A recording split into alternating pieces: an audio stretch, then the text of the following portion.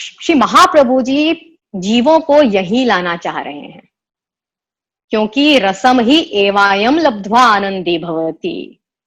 इस रस को प्राप्त करके ही जीव आनंदी होगा। श्री महाप्रभु जी कहते हैं कि भाई तुम ये जो आनंद प्राप्ति के लिए इतने अनेक आयास प्रयास कर रहे हो, साधन कर रहे हो, भटक रहे हो, वास्तविक आनंद संसार में है ही नहीं। क्योंकि जो आनंद का स्रोत ही नहीं, जिसके पास आनंद ही नहीं, वो तुम्हें आनंद कैसे दे सकता है?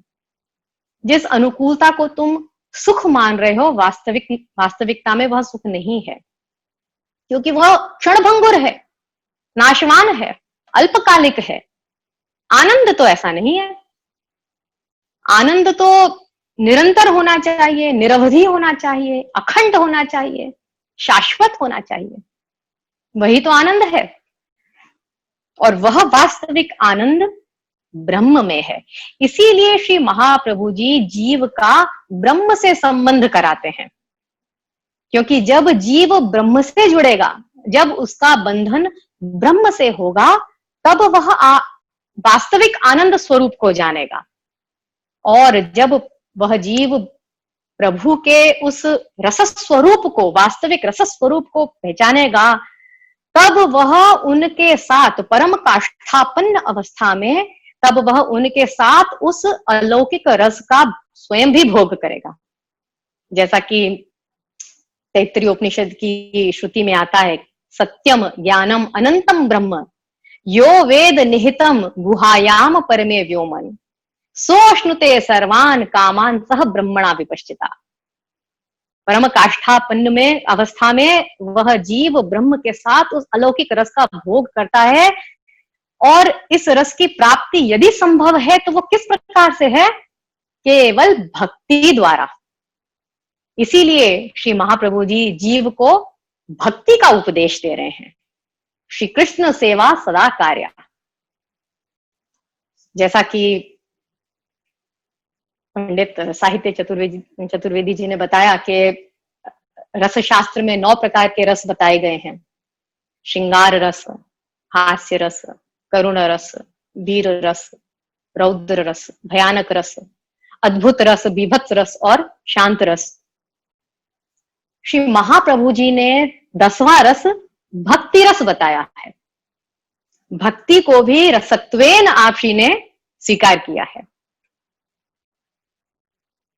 इन सभी रसों के स्थायी भाव हरेक व्यक्ति के अंदर वासना रूप से, संस्कार रूप से पूर्व से ही विद्यमान है।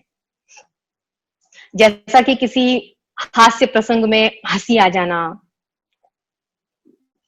किसी प्रतिकूल अवस्था में हमें क्रोध आ जाता है, कभी हम कुछ ऐसा बनाव बनता है डरावना तो हम भयभीत हो जाते हैं, कभी हम जुगुप्सा का अनुभव करते हैं, तो कभी किसी करुण प्रसंग में हम शोक का अनुभव करते हैं। अपने प्रिय के दर्शन से हमारे अंदर प्रेम उत्पन्न होता है, हम रति का अनुभव करते हैं।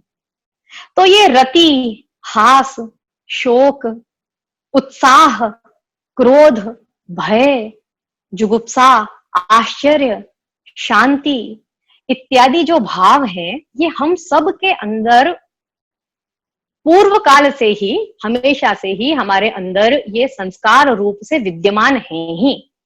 और जब जब इनके अनुकूल परिस्थिति उत्पन्न होती है, तब तब ये स्थायी भाव तत्त रस के रूप में बाहर प्रकट होते हैं।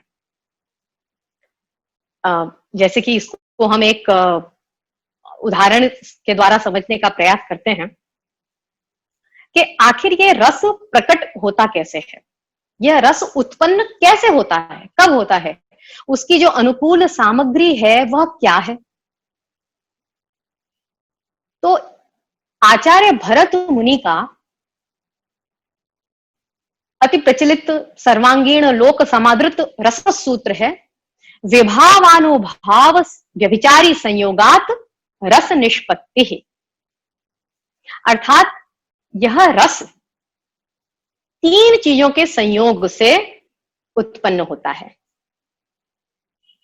विभाव, अनुभाव और व्यभिचारी भाव या जिसे हम संचारी भाव भी कहते हैं। जब ये तीन एक स्थान पर एकत्रित होते हैं तब रस उत्पन्न होता है, रस प्रकट होता है।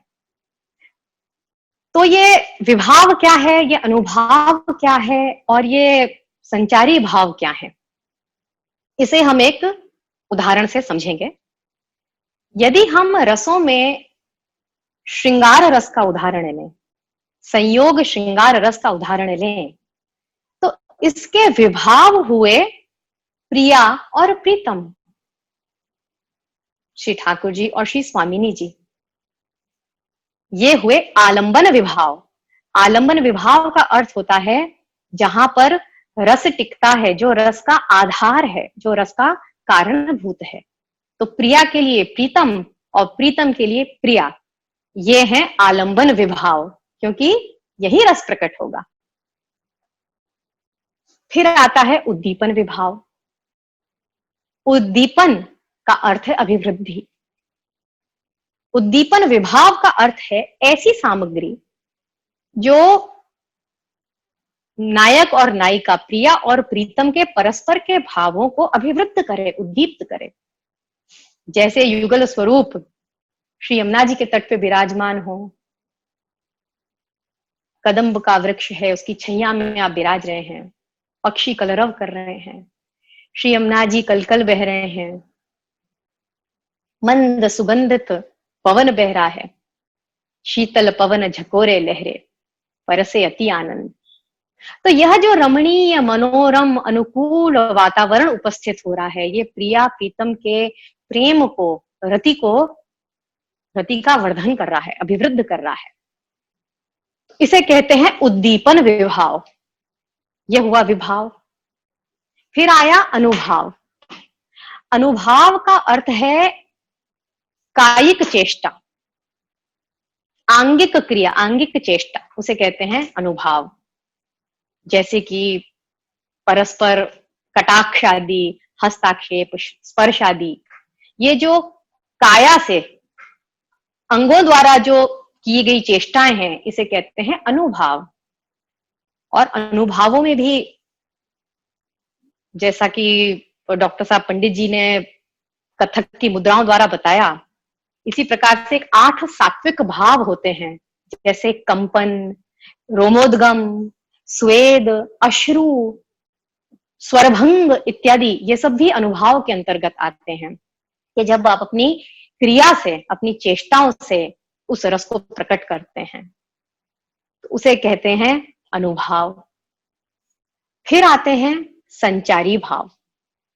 साहित्य शास्त्र में 33 प्रकार के संचारी भाव बताए गए हैं। संयोग श्रृंगार का की हम बात करें तो प्रिया प्रीतम जब इस प्रकार से इतने मनोरम रमणीय वातावरण में विराज रहे हैं, उस समय प्यारी जू को व्रीड़ा आ रही है, लज्जा आ रही है, हर्ष हो रहा है, आवेग हो रहा है, उन्माद हो रहा है, इत्यादि इत्यादि। ये जितने भी भाव हैं, ये सब उस रति का पोषण कर रहे हैं, उसे और अभिवृद्ध कर रहे हैं, यह उस रस को बढ़ाने में सहायक हैं। तो ये है संचारी भाव।